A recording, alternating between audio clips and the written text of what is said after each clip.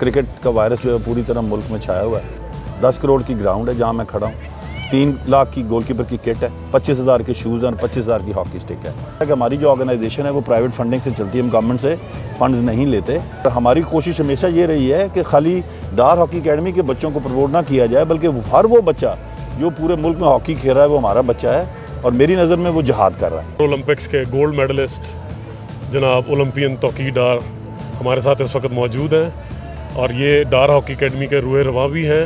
मैं सबसे पहले इनसे ये पूछना चाहूँगा, सर 4 हॉकी अकेडमीज़ को आप लेकर आज ये पहला एक इवेंट करवा रहे हैं जूनियर लेवल पे, इसके बारे में आप अपने थोड़ा सा। बिस्मिल्लाहिर्रहमानिर्रहीम। बड़ा अच्छा क्वेश्चन किया आपने। देखें, पाकिस्तान में जो हॉकी है ना इस वक्त, वो चंद हमारा यूथ जो है इसमें बहुत चंद बच्चे हैं जो इसको खेल रहे हैं। क्रिकेट का वायरस जो है पूरी तरह मुल्क में छाया हुआ है और इस हॉकी प्लेयर को ग्राउंड में लाना, उसको इंटाइज करना towards this game is very difficult. और दूसरी बात यह है कि पाकिस्तान में हॉकी जो है उसका इक्विपमेंट जो है, और एज अ टीम हॉकी जो है वर्ल्ड की मोस्ट एक्सपेंसिव टीम गेम है। 10 करोड़ की ग्राउंड है जहाँ मैं खड़ा हूँ, 3 लाख की गोलकीपर की किट है, 25,000 के शूज़ और 25,000 की हॉकी स्टिक है।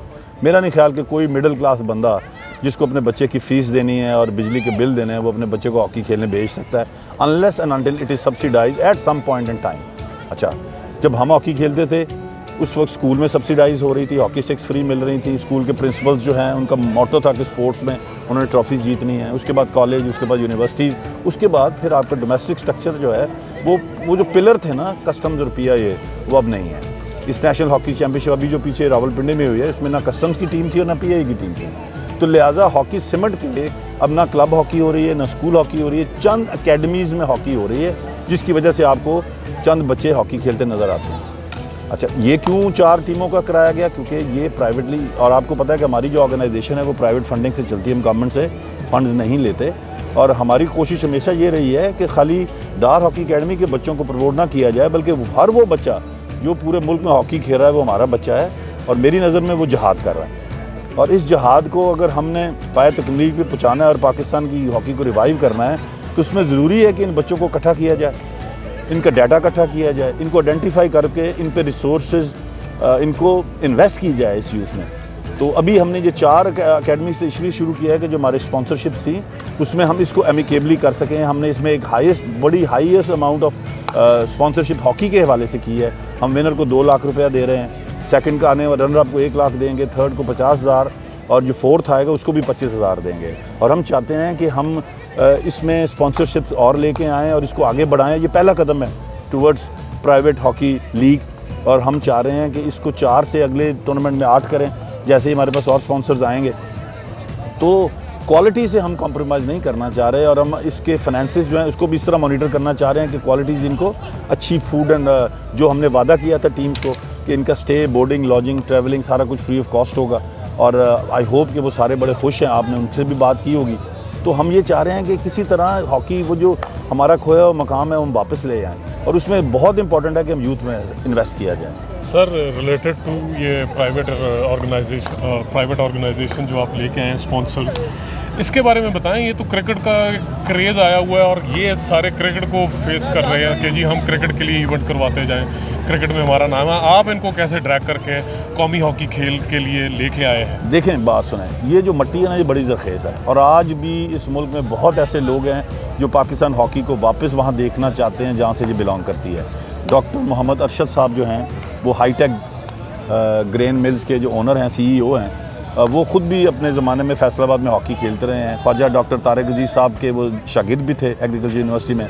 और मेरे दोस्त हैं ताहिर भट्ट जो कि हमारे शागिर्दों में से हैं, जो हॉकी के प्लेयर्स थे, पाकिस्तान अंडर 18 के कैंप भी अटेंड किए हैं।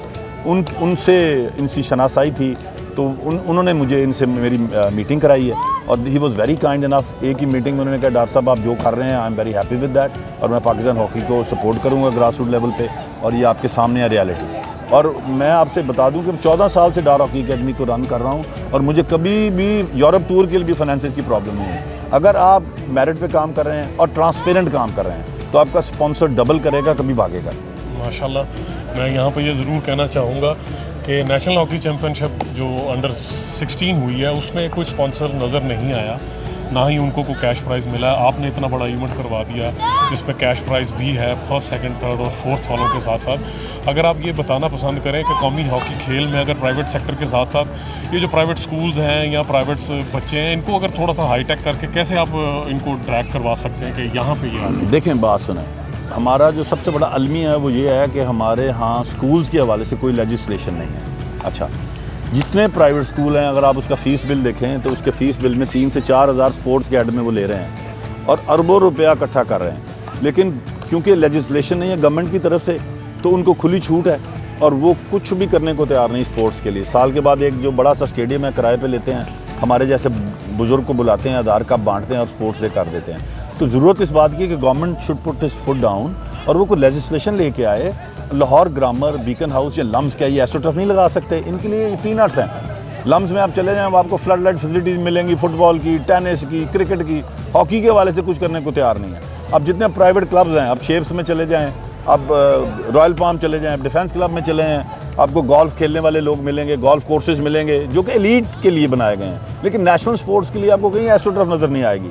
तो लिहाजा ये गवर्नमेंट को, जब तक गवर्नमेंट इसमें इंटरेस्ट नहीं लेगी और हमारा मुल्क अपनी प्रायोरिटीज़ चेंज नहीं करेगा, तो ये हम वापस नहीं आ सकते।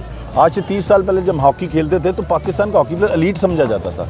आज हमने उसको भिखारी बना दिया है, तो अब भिखारी से क्या एक्सपेक्ट करते हैं? वो बेल्जियम और हॉलैंड को जीत जाएगा? ये हो नहीं सकता।